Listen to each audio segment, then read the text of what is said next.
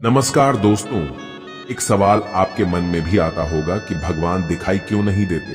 तो आइए जानते हैं। वे लोग जो भगवान में पूरी आस्था रखते हैं, उनसे अक्सर पूछा जाता है कि यदि वास्तव में ऊपर वाला है और उसका हाथ आपके सिर पर है तो बताओ भगवान दिखाई क्यों नहीं देते। देखिए, इस बात में कोई दो राय नहीं कि भगवान के प्रति हर इंसान के मन में अलग अलग छवि है। इसलिए भगवान के नाम पर समाज में कई तरह के किस्से कहानियां प्रचलित हैं। दुर्भाग्यवश धर्म और भगवान से जुड़ी अधिकतर कहानियों को हम सुनते हैं, वो बस मनगढ़ंत कहानियां होती हैं। अतः झूठ से पर्दा हट सके और आपको भगवान के होने का स्पष्ट प्रमाण मिल सके। भगवान कोई भौतिक वस्तु या व्यक्ति नहीं है जिन्हें हमारी आंखें देख सकें अथवा इंद्रियां जिनके होने का एहसास कर सके। पर इसका अर्थ यह कदापि नहीं है कि जो चीज दिखती नहीं है उसका अस्तित्व नहीं होता। उदाहरण के लिए हम सभी को भीतर से एक बेचैनी होती है जो दिखाई तो नहीं देती, पर वो है इस बात का प्रमाण यह है कि हम दुहक से छटपटाते हैं। इसी प्रकार इंसान के भीतर प्रेम करुणा का होना दर्शाता है कि भगवान है। हमारे ही भीतर राक्षस भी है और देवता भी हैं।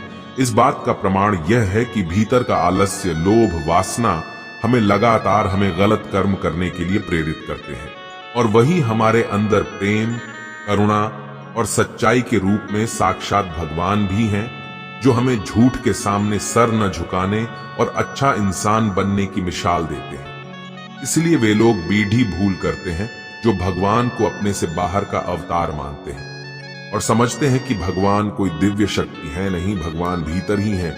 अगर सच्चाई के सामने सर झुक जाता है, भीतर से प्रेम उठता है, तो समझ लीजिए भगवान की अनुकंपा आप पर है। लेकिन अपने लालच और स्वार्थ के खातिर बुरे और झूठे लोगों के सामने भी झुक जाते हो, तो समझ लीजिए आप राक्षस की पूजा कर उसे भोग लगा रहे हैं। क्या किसी इंसान ने भगवान को देखा? यदि भगवान से आशय आपका किसी दिव्य शक्ति से है, किसी आसमानी सत्ता से है जिसके अनेक हाथ, सिर पर सोने का मुकुट, हाथों में त्रिशूल है, जैसा चित्रण हम प्रायः टीवी सीरियल्स में देखते हैं, तो ऐसे भगवान का प्रकट होना संभव नहीं है।